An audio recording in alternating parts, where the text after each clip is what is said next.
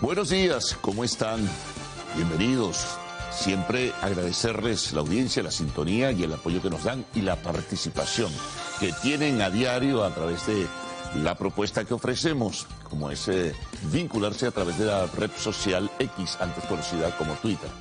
Ya está abierta, pueden comenzar a participar e involucrarse en el desarrollo de esta primera emisión del noticiero de Televen. Bueno, estamos culminando la primera semana del mes de abril, viernes 5, y estamos en disposición de ofrecer nuestro perfil informativo.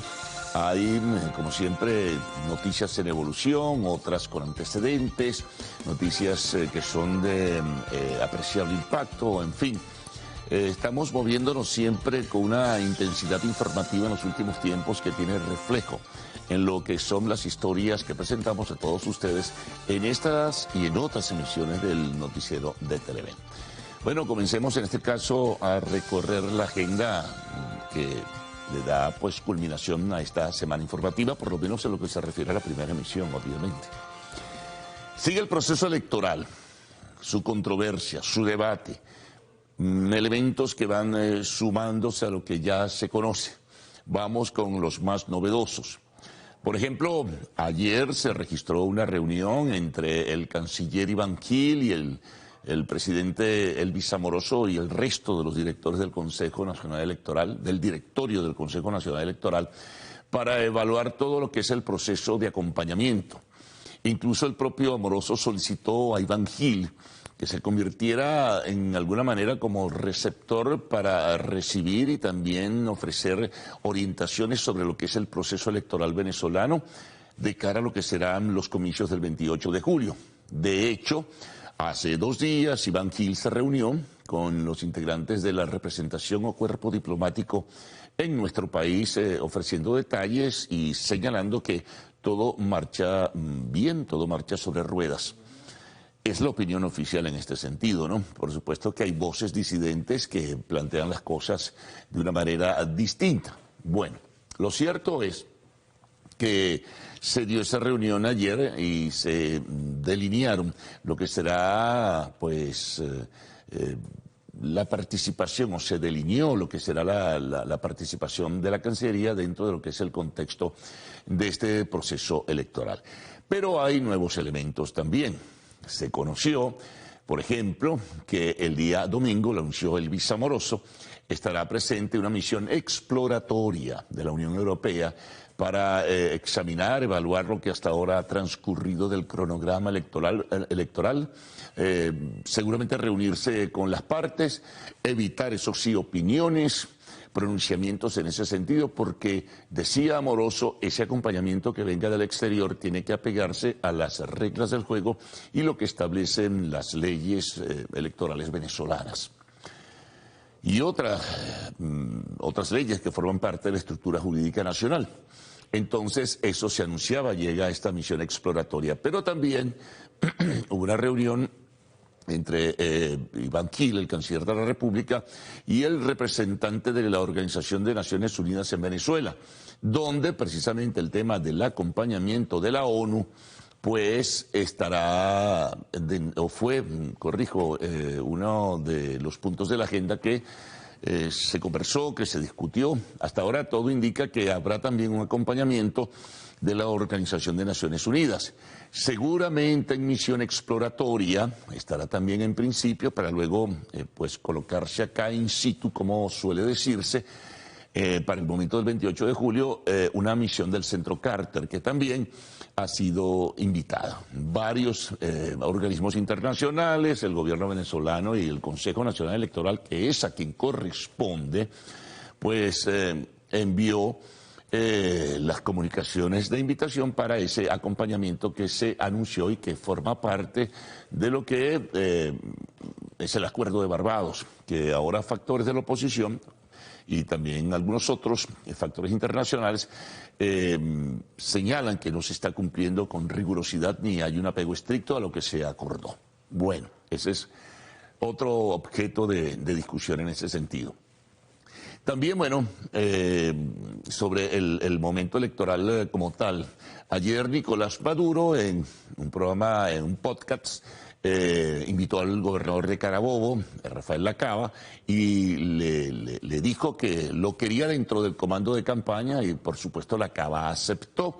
Será parte del comando de campaña de Nicolás Maduro para el 28 de julio. Anuncio formal y solicitud formal que hizo ayer Nicolás Maduro. En cuanto a la oposición, bueno, sigue un nivel de incertidumbre sobre lo que puede pasar en las próximas semanas, en este proceso que algunos determinan será de sustitución, si así lo disponen y si así lo acuerdan.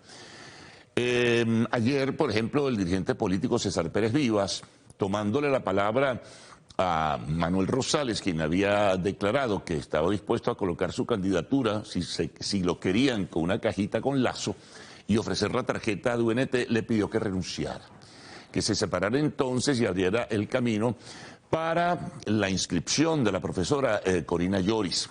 Tema controversial porque cuando bien se conoce y recapitulamos, se intentó hacerlo, pues no daba acceso al sistema del Consejo Nacional Electoral para la alternativa posibilidad de que ella se inscribiera.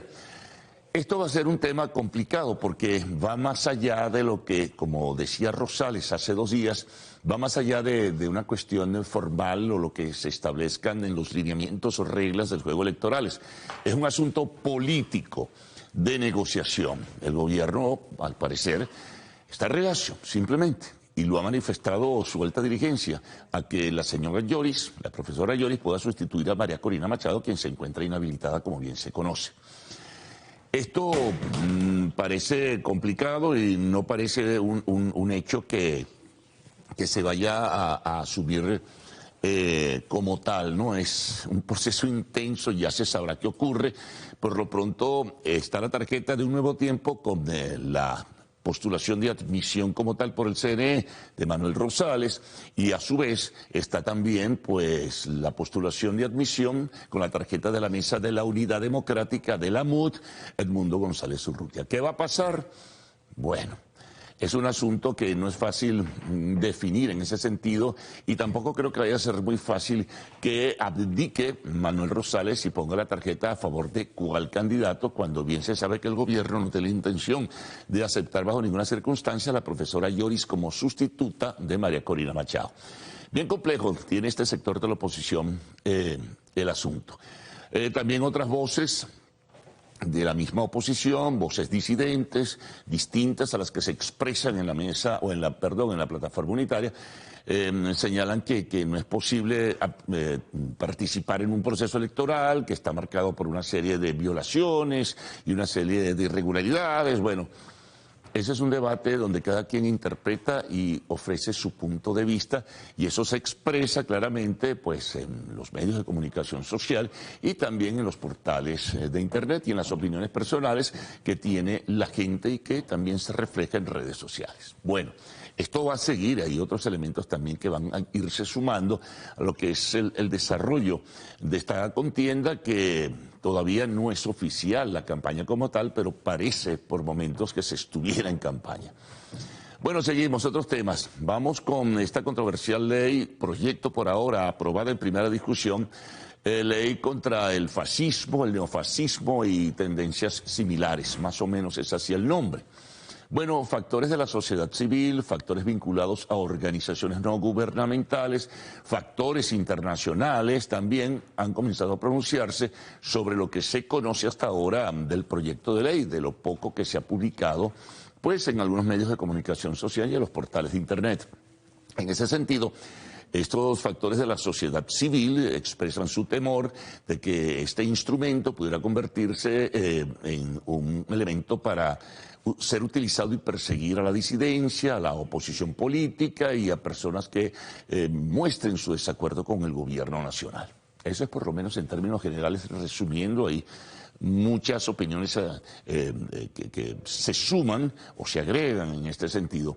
Y factores internacionales piensan con mayor vigor, en este caso sus señalamientos, que el instrumento también será, pues, podrá ser utilizado para la persecución de los adversarios políticos del gobierno. Este debate está abierto. Se aprobó, ya bien se sabe, en primera discusión. Habrá que hacerle algunas modificaciones o agregados, quizá, es probable, pero bueno, ya veremos. A lo mejor la semana próxima logra la aprobación, en fin. Bueno, seguimos. Vamos con el tema económico. Se conocieron cifras del Banco Central de Venezuela sobre la inflación. De acuerdo al criterio del máximo organismo emisor del país, la inflación acumulada en el primer trimestre de este año 2024 es de 4.1%. Cerró el mes de marzo con 1.2%, que fue un porcentaje similar al 1.2% del mes de febrero. En enero fue de 1.7%. Según el criterio del Banco Central de Venezuela, es la inflación más baja desde agosto del año 2012, cuando fue de 1.1.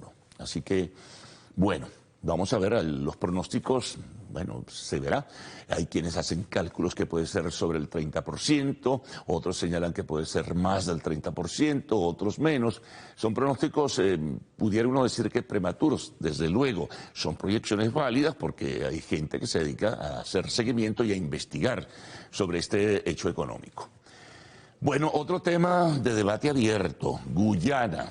Bueno, el gobierno de Guyana se pronunció en contra de la promulgación de la ley para la defensa del territorio Esequibo. A través de un comunicado de la Cancillería guyanesa, expresaron su resquemor y acusaron al gobierno venezolano de violar incluso las conversaciones que se realizaron en San Vicente y las Granadinas, de separarse de lo que allí se conversó y además de violar el derecho internacional público con un peligro, según ellos, evidente, que pudiera ser en ciernes de la ocupación del territorio que reclama el gobierno venezolano, no, los gobiernos y el país como tal, por lo que fue el famoso laudo arbitral Írrito de 1899, pero que sí reconoce Guyana, reconoce Inglaterra, reconoce en otros países, pero en el gobierno venezolano, que sigue pues dentro de la línea de que esto no puede